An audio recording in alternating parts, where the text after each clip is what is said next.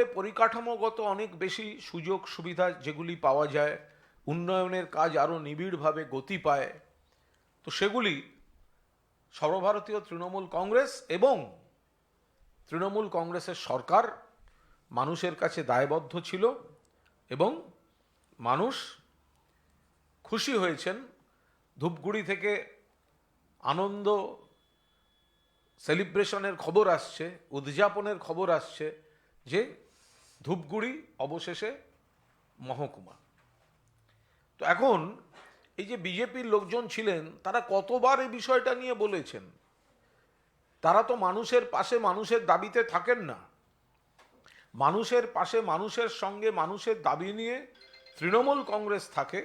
সেই কারণেই 2 সেপ্টেম্বর 2023 অভিষেক বন্দ্যোপাধ্যায় আনুষ্ঠানিকভাবে প্রতিশ্রুতি দিলেন যে মহকুমা হবে। 1 মাসের মধ্যে বিধানসভায় প্রস্তাব পাশ হয়ে গেল। মমতা বন্দ্যোপাধ্যায় নেতৃত্বাধীন সরকার যুদ্ধকালীন প্রস্তুতিতে কাজ করলো এবং যেটুকু আটকে ছিল সেটুকুও মমতা বন্দ্যোপাধ্যায় হস্তক্ষেপ করে এই মহকুমা শেষ পর্যন্ত মানুষ পেলেন। তো এই বিষয়টা আমরা আপনাদের সামনে আনলাম এই কারণে, কারণ বিজেপি একের পর এক মিথ্যা প্রতিশ্রুতি দেয়, তারা কথা রাখে না। কিন্তু তৃণমূল কংগ্রেস কথা রাখে। তৃণমূল কংগ্রেসই কথা দিয়েছিল, তৃণমূল কংগ্রেসই কথা রেখেছে। অভিষেক বন্দ্যোপাধ্যায় যে প্রতিশ্রুতি দিয়ে শুরুয়াতটা করেছিলেন, মমতা বন্দ্যোপাধ্যায় শেষ জটটাও, আইনি জটটা খুলে দিয়ে মানুষের সামনে ধূপগুড়ি ব্লক, ধূপগুড়ি মহকুমা, সেই ধূপগুড়ি মহকুমা জলপাইগুড়ির মানুষকে উপহার দিয়েছেন। তো সে বিষয়ে আমরা দুটো বিষয় আপনাদের একটুখানি তুলে ধরবো বিষয়টা। একটা হচ্ছে এই যে ধূপগুড়ি মহকুমা হলো, তেমনি এই সরকার এবং তৃণমূল কংগ্রেস প্রত্যন্ত এলাকাগুলিতেও মানুষের যেখানে উন্নয়নের দাবি, পরিকাঠামোর দাবি, পরিষেবার দাবি, সেখানে সাড়া দিচ্ছে এই সরকার, এই দল। একমাত্র তৃণমূল কংগ্রেসই পাশে আছে।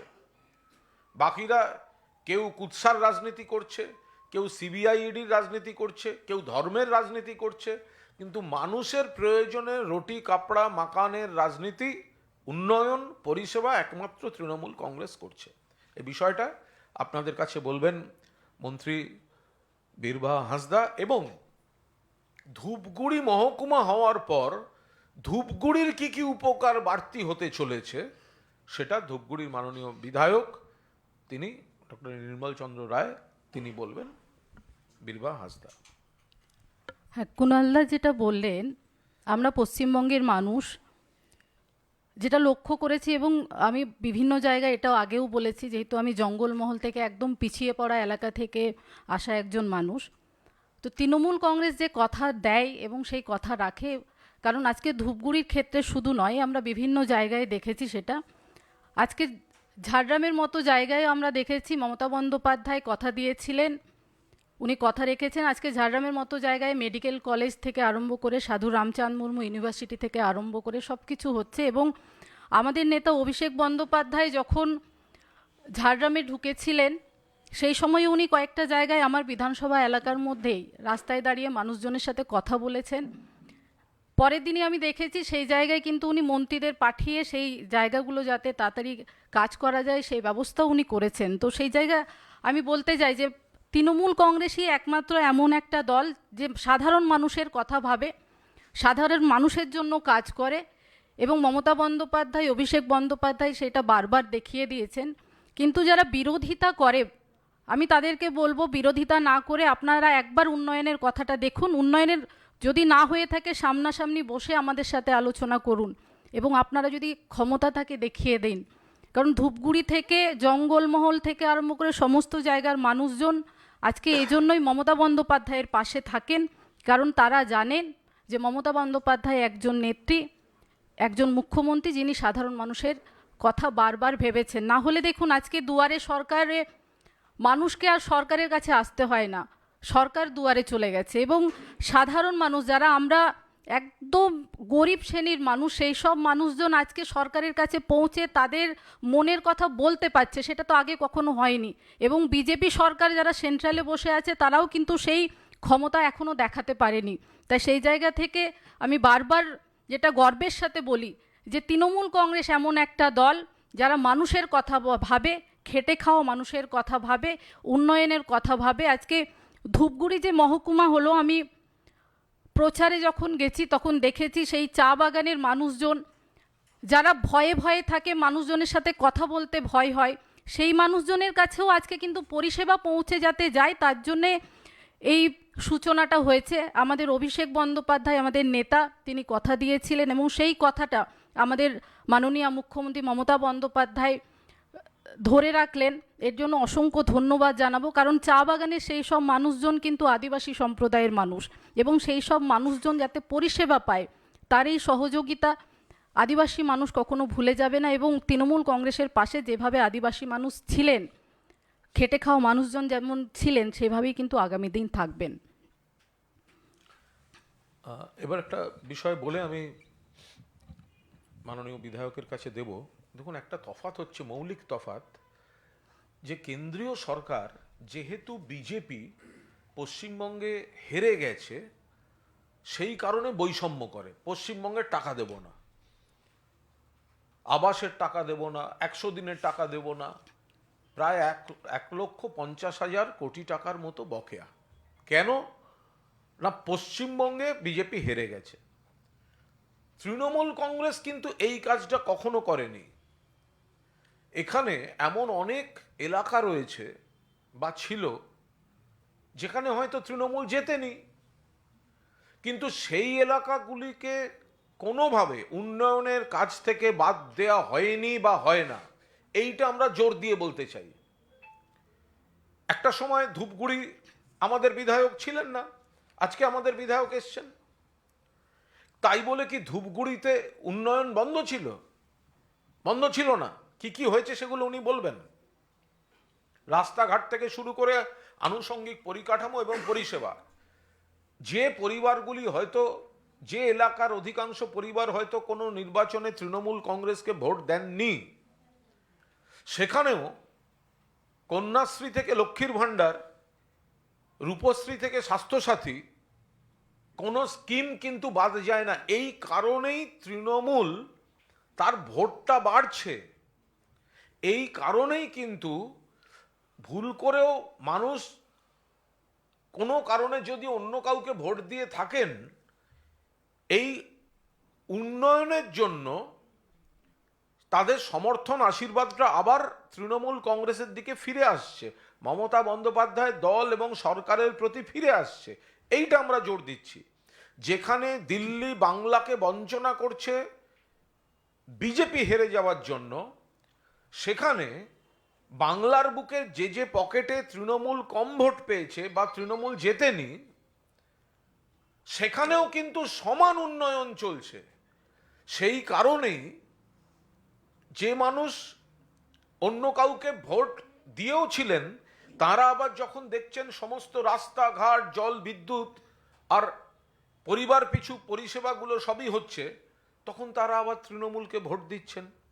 এই যে উন্নয়ন, অভিষেক বন্দ্যোপাধ্যায় বললেন ধূপগুড়ি মহকুমা হবে, মানুষ অ্যাকসেপ্ট করলেন। ওই এলাকায় আমাদের বিধায়ক ছিলেন না, কিন্তু আজকে নির্মলবাবু আমাদের বিধায়ক, মানুষের ভোটে। কেন্দ্রের নির্বাচন কমিশন, কেন্দ্রীয় বাহিনী ভোট করেছে, কিন্তু তিনি আজকে আমাদের বিধায়ক। ফলে এই মৌলিক তফাৎটা, ওদের বৈষম্য, আমাদের সমতা উন্নয়নের, এইটার উপর দাঁড়িয়েই কিন্তু তৃণমূল কংগ্রেস কথা রাখছে, কথা দিচ্ছে, কথা রাখছে। আমি অনুরোধ করব মাননীয় বিধায়ককে, ধূপগুড়ি মহকুমা হওয়ার পর কি কি সুবিধা এবং ওই এলাকা মানুষ এটাকে কিভাবে দেখছেন সেটা উনিই বলছেন। কুণালদাকে ধন্যবাদ জানাই। আপনাদের সবাইকে আমার নতুন বছরের প্রীতি ও শুভেচ্ছা জানাই। আজকে আমি এখনই পৌঁছালাম এখানে আমাদের সাংবাদিক সম্মেলন করবার জন্য। এই যে এলাম আমি ধূপগুড়িবাসীর, এই মহকুমার ধূপগুড়ি মহকুমায় উন্নীত হওয়ার পর যে উচ্ছ্বাস, যে আনন্দ, সেই উচ্ছ্বাস আনন্দটাই বয়ে নিয়ে এলাম আমি এখানে রাজধানীর বুকে। এবং সেই জন্য প্রথমেই আমি আমাদের মাননীয় মুখ্যমন্ত্রী শ্রীমতী মমতা বন্দ্যোপাধ্যায় এবং আমাদের যে সর্বভারতীয় সাধারণ সম্পাদক তথা সাংসদ মাননীয় অভিষেক বন্দ্যোপাধ্যায়কে ধূপগুড়িবাসীর পক্ষ থেকে আন্তরিক ধন্যবাদ ও কৃতজ্ঞতা জানাচ্ছি। কথাটা হলো যে এই যে ধূপগুড়ি মহকুমা উন্নীত হলো, সেটা আমাদের যে পশ্চিমবাংলার যে সামগ্রিক উন্নয়ন, সামগ্রিকভাবে যে আমাদের যে অনেক সময় টেরিটোরিয়াল যে ডিভিশনগুলো করা হয়েছিল, ডিস্ট্রিক্ট তারপরে মহকুমা, তারই একটা অঙ্গ।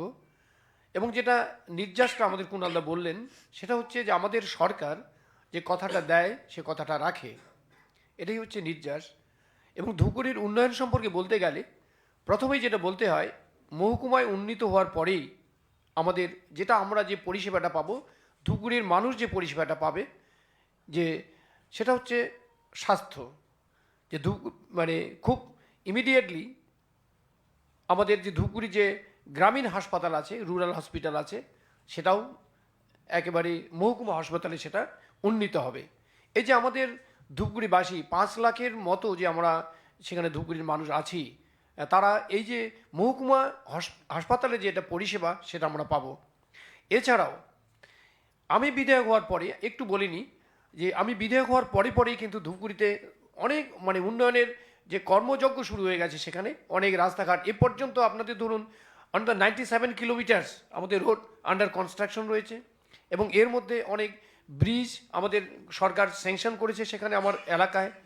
নদী ভাঙনের ব্যাপারে আমাদের সরকার এগিয়ে আসছেন, সেগুলো নদী আমাদের ডুয়ার্স এলাকায় নদীগুলো খরস্রোতা, সেগুলো ব্যাপারে এগিয়ে আসছে। এবং মহকুমা হওয়ার পরে এই পরিষেবাটা সরাসরি আমরা আমাদের এখন যে এইচডিও সাহেব নতুন এইচডিও আজকে জয়েন করবেন, আপনাদের অবগতির জন্য জানাই, আজকে 11টার সময় জয়েন করেছেন উনি, আমাদের নতুন এইচডিও সাহেব। এই যে সদর মহকুমার যে এইচডিও আমার সাব ডিভিশন অফিসার, এবার আমরা সরাসরি তার মাধ্যমে আমরা ধূপগুড়ির উন্নয়নটাকে আমরা ত্বরান্বিত আমরা করতে পারবো। এই প্রসঙ্গে আরেকটি কথা আমি বলে রাখি, এই যে আমাদের সরকার যে অঙ্গীকার করে, যে কথা দেয়, সে কথাটা যে রাখে, সেটা আমরা সবাই জানি। 2011 সালে আমাদের তৃণমূল কংগ্রেস সরকার যে আসার পরে উত্তরবঙ্গের উন্নয়নের জন্য, বিশেষ করে উত্তরবঙ্গের উত্তরাংশের কথাটা আমি আপনাদের সামনে তুলে ধরি, যে এ পর্যন্ত উত্তর কন্যা থেকে শুরু করে একটা মিনি সেক্রেটারিয়েট কমিটমেন্ট করেছিলেন, সেটা দিয়েছেন। আমাদের ওখানে কুচবিহারে 55 ইউনিভার্সিটি, শিক্ষার ক্ষেত্রে আমাদের ধূপগুড়ি, আমি যেখানে আমার যে এলাকা, সেখানে আমাদের মাননীয় মুখ্যমন্ত্রী কমিটমেন্ট করেছিলেন ধূপগুড়ি গার্লস কলেজ, সেটা দিয়েছেন। এবং আপনাদের অবগতির জন্য আমি সেই গার্লস কলেজেরই মানে অধ্যাপক, সেখানে আমি এখন আছি। শুধুমাত্র তাই নয়, আমাদের একটা সরকারি বানারহাটে আর সরকারি মহাবিদ্যালয় একটা স্থাপিত হয়েছে শিক্ষার ক্ষেত্রে। যেমন তেমনি আমরা দেখছি আমাদের হাইকোর্টের সার্কিট বেঞ্চ সেখানে হলো। সেখানে স্থানীয় যারা আমাদের ধূপগুড়ি বা আমাদের উত্তরবঙ্গের উত্তরাংশের যে সংখ্যাগরিষ্ঠ যে সম্প্রদায়, সেটা রাজবংশী সম্প্রদায়, তাদের জন্য রাজবংশী ডেভেলপমেন্ট বোর্ড থেকে শুরু করে রাজবংশী ভাষা একাডেমি, কামতাপুরী ভাষা একাডেমি থেকে শুরু করে যতগুলো মানে তিনি কথা দিয়েছিলেন, সব কথা তিনি রেখেছিলেন। এবং এই প্রসঙ্গে এটাও বলতে হয় যে গত 2019-এর যে নির্বাচন হয়েছিল আমাদের পার্লামেন্টারি ইলেকশন, সেখানে কিন্তু আমাদের যে বর্তমান যে আমাদের স্বরাষ্ট্রমন্ত্রী রয়েছেন অমিত শাহজি, তিনি কুচবিহারে গিয়ে কমিটমেন্ট করে এসেছিলেন যে সেখানে তিনি নারায়ণী রেজিমেন্ট বানিয়ে দেবেন, যে যদি সেখানে তার সাংসদ যেতে, তাদের মানে ক্যান্ডিডেট যেতে। এবং তার সাথে বলেছিলেন যে আমাদের ওখানে যে আমরা যাদের আমাদের রাজবংশী সম্প্রদায়ের যে আমাদের মহাপুরুষ, আমাদের যে মনীষী রায় সাহেব পঞ্চানন বর্মার একটা বিশাল মূর্তি তিনি তৈরি করে দেবেন। এই কমিটমেন্টটা করে রেখেছেন। কিন্তু আজকে আরেকটা লোকসভা এসে গেল 2024-এর সামনেই, আর সেটা কিন্তু জুমলার পর্যায়েই থেকে গেল, সেটার মানে বাস্তবে রূপায়িত হলো না। আজকে আমাদের সাংসদ অভিষেক বন্দ্যোপাধ্যায় যেটা উনি বলেছিলেন, সেটা কমিটমেন্টটা আপনারা দেখুন যে এত তাড়াতাড়ি কিন্তু আমাদের সরকার এবং অভিষেক বন্দ্যোপাধ্যায় সেটা কথাটা রেখেছেন। এর সাথে সাথে আমাদের ধূপগুড়ির আরও রাস্তাঘাট থেকে শুরু করে, যেটা কুণালদা বললেন, এখানে রাস্তাঘাট থেকে শুরু করে আমাদের ধূপগুড়ি আমরা 3টা জোনে ভাগ করতে পারি। একটা চা বলয়, একটা হচ্ছে কৃষি বলয়, আর একটা হচ্ছে আমাদের শহর এলাকা। 3টি এলাকাতেই চা বলয়ের কথা বললেন আমাদের মাননীয় মন্ত্রী জি বললেন ওখানে আমাদের চা বলয়ের কথা। বানারহাট ব্লকে ওরা যেমন একটা দারুণভাবে পরিষেবা পাবেন, কৃষি বলয়েও আমাদের ধূপগুড়ি সুপার মার্কেট উত্তরবঙ্গের একটা সবচেয়ে বড় বিনিয়োগ কেন্দ্র, সেটা শাকসবজির জন্য আর কি, সেটাও দারুণভাবে ডেভেলপ করবে। এবং আমাদের ধূপগুড়িবাসী এই মহকুমা পাওয়ার পরে তারা দারুণভাবে উপকৃত হবে। আমাদের ধূপগুড়ির যে ডেভেলপমেন্টটা সেটা দারুণভাবে অ্যাক্সিলারেট করবে। পরিশেষে আমি আরেকবার আমাদের মাননীয় মুখ্যমন্ত্রী এবং আমাদের মাননীয় সাংসদ এবং সর্বভারতীয় সাধারণ সম্পাদক অভিষেক বন্দ্যোপাধ্যায়কে আমি ধূপগুড়িবাসী এবং আমার তরফ থেকে আরেকবার কৃতজ্ঞতা এবং ধন্যবাদ জ্ঞাপন করছি আপনাদের মাধ্যমে। ধন্যবাদ। ধন্যবাদ মাননীয় বিধায়ক। আমরা এটাই বলতে আপনাদের কাছে এসেছিলাম, তৃণমূল কথা দিলে কথা রাখে এবং উন্নয়নের ক্ষেত্রে মমতা বন্দ্যোপাধ্যায়ের নেতৃত্বে, অভিষেক বন্দ্যোপাধ্যায়ের সেনাপতিত্বে যে কাজ চলছে সেখানে কোনো বৈষম্য তৃণমূল কংগ্রেস কোনো অবস্থাতেই করে না। ধূপগুড়ি তার প্রমাণ। ধূপগুড়িতে আমাদের বিধায়ক ছিল না, বিজেপির বিধায়ক ছিল, কিন্তু অভিষেক বন্দ্যোপাধ্যায় 2 সেপ্টেম্বর 2023 ঘোষণা, পরবর্তীকালে 1 মাসের মধ্যে বিধানসভায় প্রস্তাব পাস এবং মুখ্যমন্ত্রীর আন্তরিক তৎপরতা এবং শেষটাও আদালতের জট কাটাতে মুখ্যমন্ত্রীর হস্তক্ষেপ, সব মিলিয়ে কথা দিয়ে কথা রেখেছে তৃণমূল কংগ্রেস। আপনাদের যদি কোনো প্রশ্ন থাকে হোক, অন্য ইস্যুতে হতে পারে, কিন্তু এই ইস্যুটা যেন হাইলাইটেড হয়। সেটা হচ্ছে যে শুভেন্দু অধিকারী টুইট করেছেন কিছুক্ষণ আগে, আপনাদের 22 তারিখ যেহেতু কর্মসূচি আছে মমতা বন্দ্যোপাধ্যায় ঘোষণা করেছেন, তিনি বলছেন যে সেই কর্মসূচির জন্য যাতে লোকে রাম মন্দিরের উদ্বোধনের অনুষ্ঠান দেখতে না পারে, তাই রাজ্যে ওই দিনকে সমস্যার সমাধান জনসংযোগ চালু করা হচ্ছে ছুটি না দিয়ে।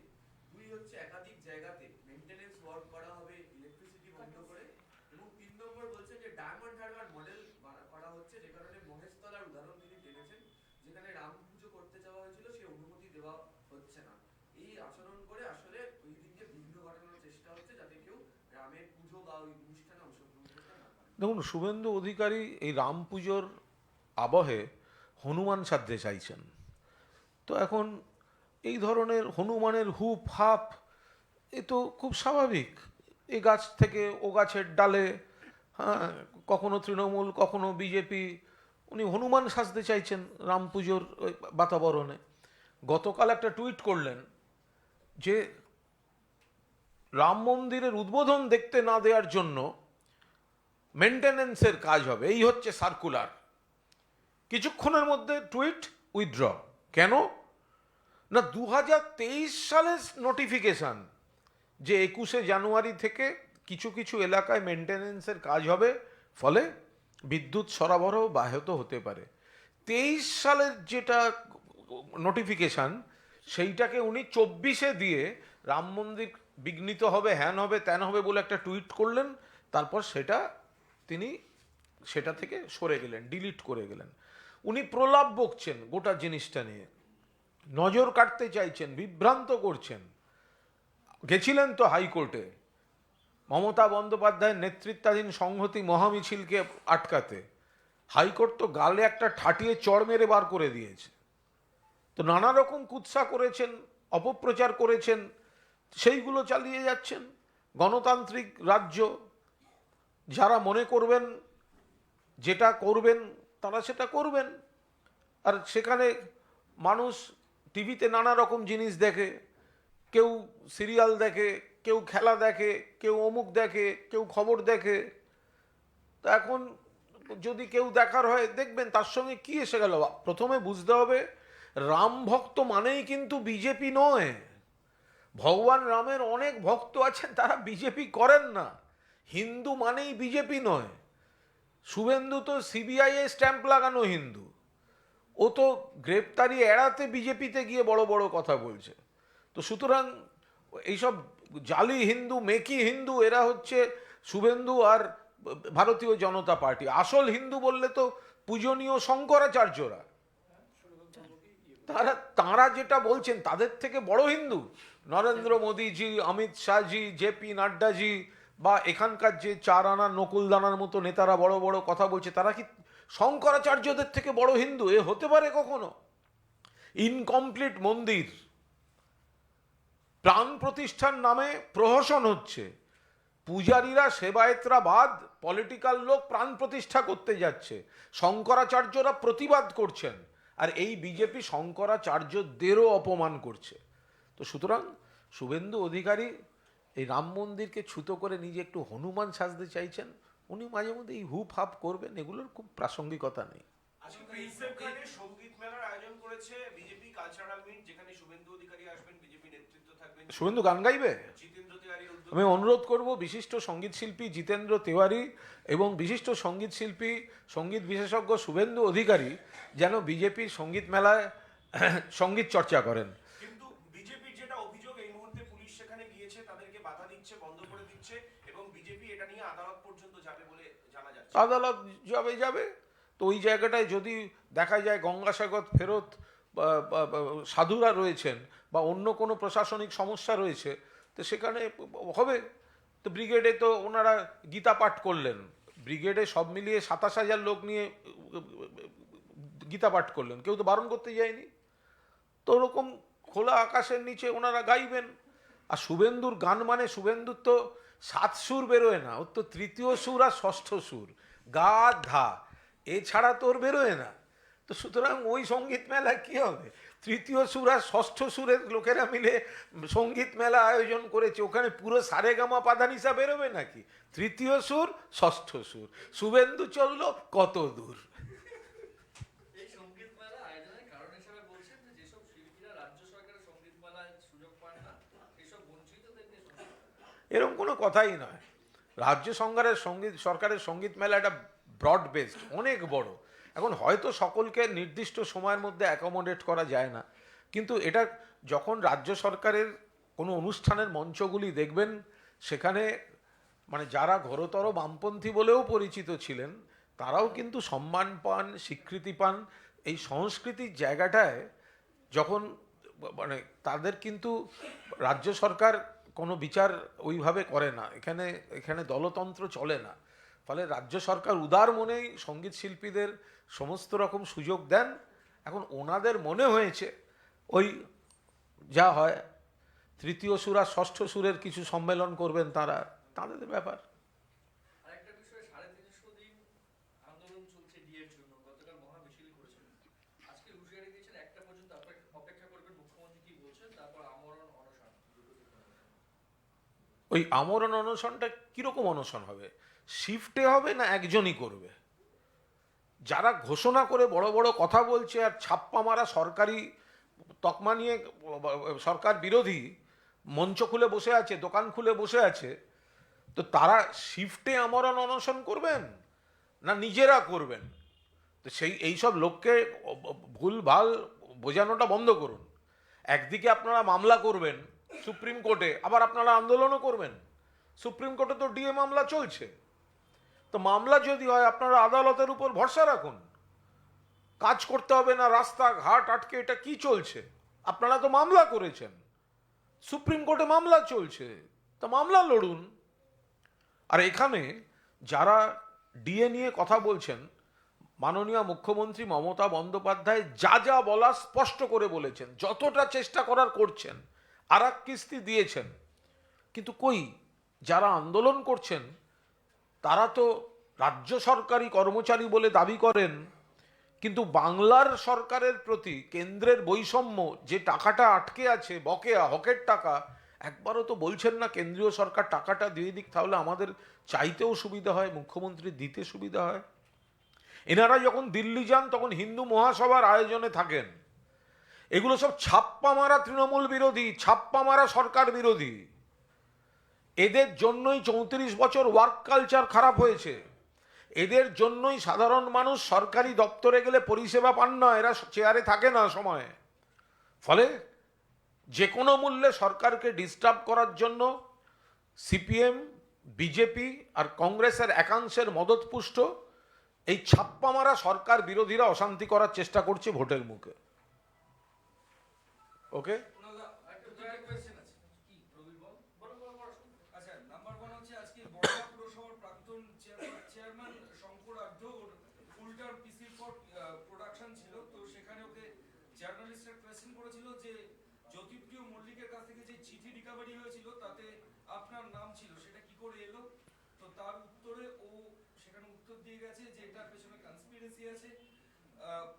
জেল কাস্টাডিতে থাকা একজন আসামির কাছে পেন পেপার কি করে আসে সেটা নিয়ে উনি প্রশ্ন করেছেন, এর ষড়যন্ত্রের কথা বলছেন। এটা নিয়ে কোনো মন্তব্য করব না, কারণ এটার সঙ্গে দলের কোনো সম্পর্ক নেই, এটা কোনো দলের বিষয় নয়।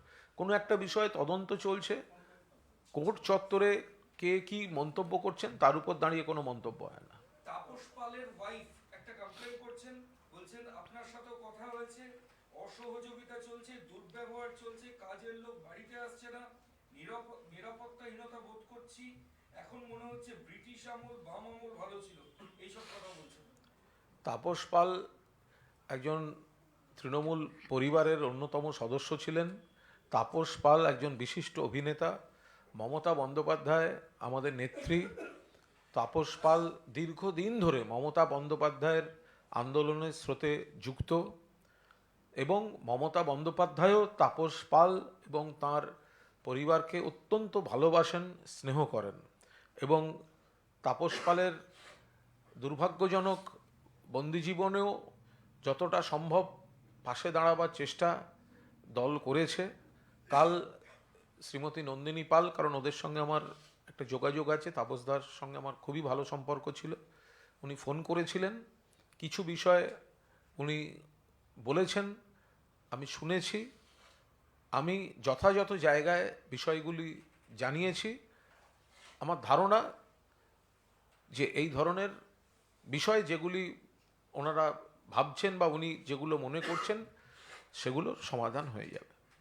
একটা কথা হচ্ছে যে আমি বলি যে তৃণমূল একাই 142টি আসনে তৃণমূল কংগ্রেস প্রার্থী দেবে, তাহলে তো বাংলায় জোট ইন্ডিয়া ভেস্তে গেল। TV9 খুশি হবে? পলিটিক্যাল প্রশ্ন। তো তৃণমূল তো একাই 100ই, তৃণমূল তো একা 100। 2021 সালের বিধানসভা নির্বাচনে যখন প্রধানমন্ত্রী থেকে আরম্ভ করে বিজেপির নেতৃত্ব ডেলি প্যাসেঞ্জারি করছেন, তখন তো একা তৃণমূলই লড়েছে। তখন কংগ্রেস সিপিএম ছিল কোথায়? তারা তো আলাদা জোট করে আলাদা লড়ে শূন্য পেয়েছে। ফলে তৃণমূল যে একাই 100, এতে কোনো দ্বিধাদ্বন্দ্ব নেই। এখন যেহেতু দেশে ইন্ডিয়া জোট একটা গঠিত হয়েছে, মমতা বন্দ্যোপাধ্যায় তার গুরুত্বপূর্ণ নেত্রী, ফলে জোট ধর্ম মেনে জোটের প্রতি সম্মান দেখিয়ে তৃণমূল কংগ্রেস এই বিষয়টা বরদাস্ত করছে, এই জোট আলোচনাটা। এখন সেটা যদি অবাস্তব কোনো দরাদরিতে গিয়ে দাঁড়ায়, তো তৃণমূল কংগ্রেস তো বসে বসে দেখবে না যে বিজেপির এ রাজ্যে বিজেপির দুই ভাই সিপিএম আর কংগ্রেসাই, তারা বিজেপিকে সাহায্য করার জন্য, মদত দেওয়ার জন্য, তৃণমূলকে দুর্বল করার জন্য রোজ গালাগালি করে যাবে, সময় নষ্ট করাবে, আর তৃণমূল বসে বসে দেখবে। এটা তো হবে না। তৃণমূল প্রস্তুত থাকছে, সমস্ত রকমভাবে সাংগঠনিক প্রস্তুতি রাখছে, আর বাকি জোট ধর্ম মেনে বাস্তব জমির উপর দাঁড়িয়ে, গ্রাউন্ড রিয়েলিটির উপর দাঁড়িয়ে যদি কোনো আলোচনা হয়, মমতা বন্দ্যোপাধ্যায় সঠিক সময় বিষয়ে সিদ্ধান্ত নেবেন। মোহিত সেনগুপ্ত বলছেন যে দীপাদাস মুন্সি রায়গঞ্জ থেকে প্রতিদ্বন্দ্বিতা করবেন, ব্যাপারটাকে কেমন? এখন আর কোথায় শখ প্রতিদ্বন্দ্বিতা করার, এটা তো খুব মুশকিল। মানে এখন এটা জোট ধর্ম পালন, এখন তাহলে তো রায়গঞ্জের বিধানসভার 21-এর রেজাল্টগুলো ভালো করে দেখতে হয়। 19-এর লোকসভার বিশ্লেষণের পাশাপাশি 21-এর, তা পরবর্তীকালে পঞ্চায়েতের, এগুলো সমস্ত আলোচনায় আসবে। ফলে এই বিষয়টা এরকম ওনারা খোলাখুলি মন্তব্য করলেও আমরা কোনো খোলাখুলি মন্তব্য করছি না। আমরা বলছি তৃণমূল একাই 100, তবু ইন্ডিয়ার জোটের স্পিরিটের প্রতি সম্মান দিয়ে মমতা বন্দ্যোপাধ্যায়ের নেতৃত্বে তৃণমূল একটা আলোচনার দরজা খোলা রেখেছে। এই বিষয়ে যখন যেটা বাস্তব সিদ্ধান্ত নেওয়ার, কোনো অন্যায় দরাদরি তৃণমূল এসব বরদাস্ত করবে না। যখন যেটার সময় তৃণমূল কংগ্রেস এবং তৃণমূল নেত্রী মন খোলা রেখে গোটা আলোচনাটা চালাচ্ছেন, কিন্তু তার একটা বাস্তব ভিত্তির উপর দাঁড়িয়ে, গ্রাউন্ড রিয়েলিটির উপর দাঁড়িয়ে। এবার যথাযথ সময়ে তিনি সিদ্ধান্ত নেবেন। বাস্তবোচিত কোনো প্রস্তাব এলে পরে দরজা এখনো খোলা আছে। সেটা মমতা বন্দ্যোপাধ্যায় তিনি গোটা বিষয়টা দেখছেন, ফলে যা সিদ্ধান্ত নেওয়ার তিনি দেবেন। তার আগে জোট নিয়ে আমরা কোনো মন্তব্য করছি না। পুরন্দায় সন্দেশখালী নিয়ে একটা কোয়েশ্চেন আছে, সেটা হচ্ছে শেখ শাহজাহান আজকে 15 দিন হয়ে গেল এখন অ্যাবসকন্ডিং। একটা SIT special investigation team high court formation করে দিয়েছে, কিন্তু সিবিআই এর পক্ষে এখন কোনো এসপি পদমর্যাদার অফিসার সেই এসআইটি তে থাকবেন সেটা আদালতে জানানোই হয়নি। পরন্তু ইনভেস্টিগেশন এখনো এক চুলো এগোয়। না, এ তো সিবিআই কাকে দেবে, এসপি কে পাওয়া যাচ্ছে না, তো সিবিআই এসপি কে পেয়েই বা কি হবে? এই যে সিবিআই শুভেন্দুর নামে এফআইআর করলো তোলাবাজির, এফআইআর নেম চোর শুভেন্দু, তো কই সিবিআই ধরছে না তো।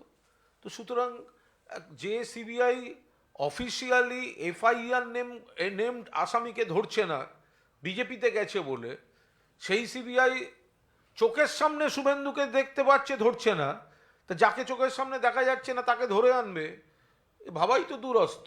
রবীন্দ্রনাথের নোবেল আজও পাওয়া যায়নি, বিশ্বকবির নোবেল আজও পাওয়া যায়নি, আজও একাধিক গণহত্যার তদন্ত রিপোর্ট শেষ হয়নি। সুতরাং সিবিআই মানেই যে ব্যাপারটা একেবারে ধ্রুবসত্য কিছু একটা ঘটতে চলেছে, এটা ভাবারও কোনো কারণ নেই। বলছি পুরন্দা, প্রতিটি মিটিং এ, ঘরোয়া মিটিং এ তৃণমূল নেত্রী বলছেন নিজেদের মধ্যে ঝগড়া মেটান। কালকেও দেখা গেল সোমনাথ সাহেব অর্জুন সিং আক্রমণ করছেন প্রকাশ্য সভা থেকে। ঝগড়া থামছে না কেন? আর একটা অ্যাড করছি, আর তোমার অফিসেও যখন মিটিং হয় তখন তোমার অফিসের বসরাও বলেন মিলেমিশে কাজ করতে হবে, মন দিয়ে কাজ করো। এ তো যে কোনো গার্জেনরা বলবেন। না, উনি নাম না করে নপুংসক, শিখণ্ডী এই সমস্ত বলেছেন আর কি। কারা? সোমনাথ বাবু। শুনতে পাইনি। যেটা শুনতে পাইনি কি করে বলবো? জিজ্ঞেস করে নেবো বলেছে কিনা। তারপরে বহু মানুষ শুনেছেন আর কি। না, আমি প্রকাশ্যে বলেছেন। একেবারেই শুনতে পাইনি। মানে গার্জেনরা গার্জেনদের মতো বলবেন, ঝগড়া চলবে। না, আদৌ তা নয়। তৃণমূল কংগ্রেস ঐক্যবদ্ধ সুসংগত একটা দল, এত বড় একটা পরিবার, এত বড় একটা দল, কোথাও কোনো বিচ্ছিন্ন যদি কোনো মতপার্থক্য থাকে, একটা হলুদ ফাইল দেখিয়ে সোমনাথ সেন বলেছেন যে এর মধ্যে সাংসদের মাদক পাচারের সমস্ত ইনফরমেশন আছে। আমি একেবারেই বলতে পারবো না, তবে এইটুকু বলতে পারি যে এই সমস্যা মিটে যাবে। এত বড় দল, এত বড় সংসদ তৃণমূলের, গোটাটাই একটা ঐক্যবদ্ধ মমতাদির নেতৃত্বে, অভিষেকের সেনাপতিত্বে, সিনিয়র জুনিয়র সবাই মিলে একসঙ্গে একটা সংসদ চলছে। সেখানে কোথাও কোনো বিচ্ছিন্ন ঠুকঠাক হলে ওগুলো কোনো বিষয় না। কালীঘাটে আচ্ছা, হিন্দিটা আমি এবার করে নিই। দুটো বাংলা বাকি আছে, Last বুঝতে হচ্ছে- ব্যাপারটা পরে আবার অনেকে ওই এলাকার লোকজন, সন্দেশখালী এলাকার লোকজন বলছেন যে কোড়াকাটি বলে একটি জায়গায় বাইকে করে দক্ষিণ চব্বিশ পরগনার বিভিন্ন জায়গায় লোকেশন বদলে বদলে রয়েছেন শাহজাহান। এটা এলাকার লোকজন বলছেন, কিন্তু পুলিশ নাগাল পাচ্ছেন না বা তাকে ধরা যাবে। এই নির্দিষ্ট এলাকাটা নিয়ে শুধুমাত্র প্রাক্তন বাম ওরা বিধায়ক তিনি বলছেন এবং লাগাতার যারা দেখেছেন তারা ধরে দিন, মিটে গেল। যারা দেখতে পাচ্ছেন, যারা এত বাম বিধায়ক, কত বড় ব্যাপার, বিধায়ক ছিলেন, তার মানে তো তিনি ফেলনা লোক নন, দেখতে পেলে ধরে দিন, মিটে গেল। বলছি যে বিধানসভার যা ভোটের যা রেজাল্ট ছিল তার ট্যালি করতে গিয়ে দেখতে পাওয়া যাচ্ছে যে মানে বরিষ্ঠ জায়গাতেই লোকসভাতে তৃণমূল কংগ্রেস এগিয়ে রয়েছে, ফলে ভিত্তিতে কোথায়? এই রাজ্যে মানে 42টা লোকসভার মধ্যে সেই অনুযায়ী প্রস্তুতি তো শুরু করে দেওয়া হয়েছিল, আপনি কিছুক্ষণ আগে বললেন। কিন্তু তৃণমূল যেটা ভিন রাজ্যে যেগুলো প্রস্তুতি মানে আসাম বা মেঘালয়ের মতো জায়গা, সেখানে কি লোকসভা নির্বাচনে লড়াইয়ের প্রস্তুতি নেওয়া শুরু করছে বা সেখানে লড়াই করবে এরকম কোনো দলের কাছ থেকে জেনে বলে দেবো।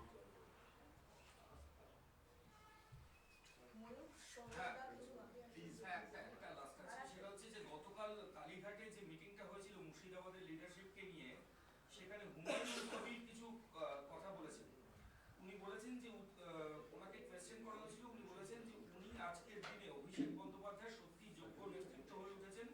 ওনার কাছে আমার আবেদন, দৃষ্টিভঙ্গিটা গোটা রাজ্যের মানুষের প্রতি সুবিচার দেওয়া যেন হয়। একজন কর্মী হিসাবে বলবো, উনি যেন কারোর কথা শুনে প্রতিহিংসা পরায়ণ কিছু না করেন। শোনা যাচ্ছে যে এরপর আরো বলেছেন যে বর্তমানে যারা তৃণমূলে এসেছে তাদের অনেকে আমি আগে থেকেই চিনি, এরা আগে অনেকবার প্রমাণ দিয়েছে। 2016-তে শুধুমাত্র টেবিল চিহ্ন নিয়ে লড়েছে। এ নিয়ে কোনো মন্তব্য নেই। প্রথম কথা, এগুলো বলেছেন কিনা তার নেই ঠিক। এটা সাংগঠনিক মিটিং বন্ধ ঘরে হয়েছে, কীভাবে বিকৃতভাবে ছিটকে বেরোয় তথ্য, ফলে এ নিয়ে কোনো মন্তব্য নেই। একদম সাংগঠনিক মিটিং, ভেতরে অনেকে অনেক মন খুলে কথা বলেন, সত্যিই কি বলেছেন আর বাইরে তার কোন অংশ কিভাবে বেরিয়েছে এডিটেড হয়ে, ডিস্টর্টেড হয়ে, সেগুলো জেনে না জেনে দলের অভ্যন্তরীণ মিটিং নিয়ে সাংবাদিক বৈঠকে কোনো মন্তব্য নেই। दादा, कल तृणमूल कांग्रेस सुप्रीमो ममता बनर्जी ने जब इंटरनल मीटिंग के दौरान ये हिंट दिया है कि 42 की 42 सीटों पर पार्टी जो है कैंडिडेट देगी, तो क्या हम समझे कि इंडिया अलायंस में जो गठबंधन हो रहा है कांग्रेस के साथ भी, तो क्या वो गठबंधन सिर्फ नेशनल लेवल पर रहेगा और राज्य में नहीं होगा? देखिए, ये गठबंधन की तरफ ममता बनर्जी का रिस्पेक्ट है। ये इंडिया अलायंस, इसका हिस्सा तृणमूल कांग्रेस भी है। लेकिन अगर दिल्ली में सोनिया जी, राहुल जी ये इसमें सीरियस है, ममता जी और तृणमूल कांग्रेस को रिस्पेक्ट दे रहा है, और यहाँ पे बंगाल में कांग्रेस एक दूसरी तरफ एक दूसरा रोल प्ले कर रहा है, तृणमूल को अटैक कर रहा है, भाजपा को कोऑपरेट कर रहा है, तो ऐसा तो नहीं चल सकता ना। तो एक ग्राउंड रियलिटी होना चाहिए। बेस क्या होगा? सीट एडजस्टमेंट के लिए तो ममता बनर्जी तैयार है, तृणमूल कांग्रेस तैयार है, लेकिन इसका बेस क्या होगा? आपका लास्ट जो इलेक्शन बंगाल के जमीन पे हो चुका है, कांग्रेस का स्ट्रेंथ किधर है? वो तो सीपीएम के साथ गठबंधन करके भी जीरो, शून्य उन्होंने जीरो, उनका कोई एमएलए भी नहीं है। तो आप वोट रेशियो देखिए कितना गिर चुका है उसका रेशियो। तो अगर वो ये जो ग्राउंड रियलिटी है उससे बाहर आकर वो प्रेशर पॉलिटिक्स करेंगे, तो वो तो हेल्दी डिस्कशन के खिलाफ है ना। तब देखा जाएगा। तृणमूल कांग्रेस तैयार है, लेकिन ये अलायंस का स्पिरिट जो है उसके लिए दरवाजा तो खुला ही है। दादा, अधीर रंजन चौधरी हर रोज तृणमूल कांग्रेस को अटैक करते हैं किसी न किसी विषय पर, और कल मीटिंग के दौरान भी ये बातें सामने आई कि तृणमूल कांग्रेस ये सोचता है कि बहरमपुर सीट में अधीर रंजन चौधरी कोई फैक्टर ही नहीं है, लेकिन कांग्रेस की तरफ से वो सीट मांगी गई है टीएमसी के तरफ के लिए, तो कैसे देखते हैं इसको? बहरमपुर सीट को क्या दिया जाएगा? देखिए, ये जो फाइनल डिसीजन है ये तो ममता बनर्जी और सुप्रीमो वो लेंगे। तो इसके स्पेसिफिक कोई सीट के बारे में हमारा कोई कमेंट नहीं है। एक डिस्कशन चल रहा है, एक इंडिया अलायंस का एक महल चल रहा है, हमारा पार्टी इंडिया अलायंस का हिस्सा है, लेकिन अगर ये कांग्रेस डबल फेस्ड स्नेक के तरह अगर बिहेव करेंगे तो कैसा होगा? ये तो सोनिया जी और राहुल जी को देखना चाहिए।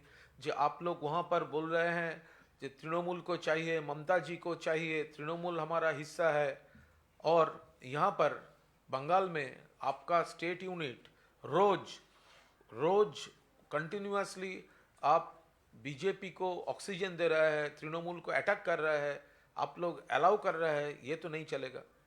दादा, जहां एक तरफ कांग्रेस आपसे सीटों की मांग कर रहा है सीट शेयरिंग में, वहीं दूसरी ओर राहुल गांधी की जो यात्रा है भारत जोड़ो न्याय यात्रा, वो नॉर्थ बंगाल से होकर जाएगी, वो मुर्शिदाबाद भी जाएगी, वो अपने लिए भी कैंपेन करेंगे, तो कैसे देखते हैं इसको? क्या ये डबल स्टैंडर्ड है? आपसे वो सीट भी मांग रहे हैं। देखिए, ये डेमोक्रेटिक स्टेट है, हर कोई पार्टी उसका अपना प्रोग्राम कर सकते हैं। राहुल जी कांग्रेस का लीडर है, वो प्रोग्राम कर सकते हैं, लेकिन उनको याद रखना चाहिए ये बंगाल का जमीन है, और यहाँ पर 2021 में तृणमूल ही है जो भाजपा को डिफीट किया था। पब्लिक तृणमूल को गवर्नमेंट को सपोर्ट किया है, और कांग्रेस तृणमूल से बाहर जाकर लेफ्ट के हाथ पकड़ के अलायंस करके जीरो मिला उनको। तो ये राहुल जी को याद रखना चाहिए। अगर आप दिल्ली में आपका टीएमसी का सपोर्ट का ज़रूरत हो और बंगाल में आकर आप टीएमसी को खिलाफ पॉलिटिक्स करेंगे, ये दोनों एक ही टाइम में नहीं चलेगा। আর কোনো ভাষা? আচ্ছা, একটা প্রশ্ন করবো কি? হ্যাঁ, বলো বলো বলো বলো। রাহুল গান্ধীর যে ভারত জোড়ো যাত্রা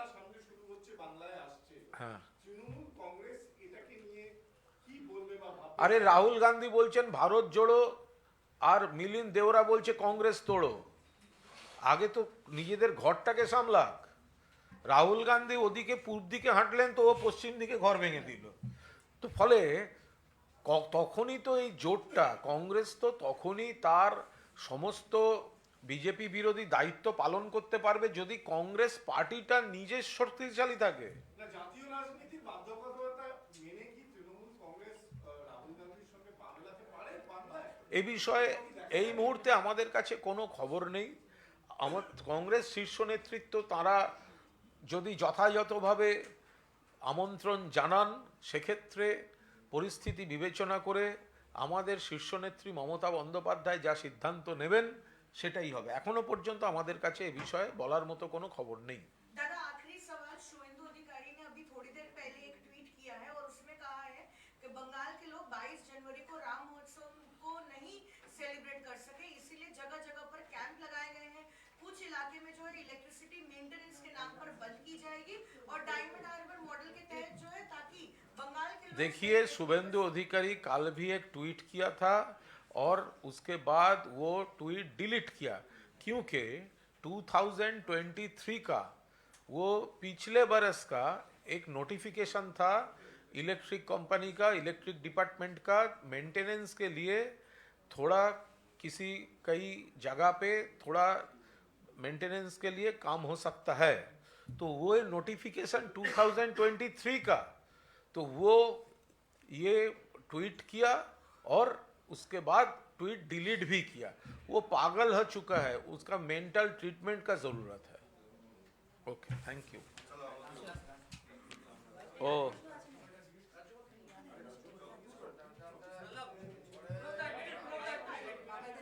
কি হয়েছে?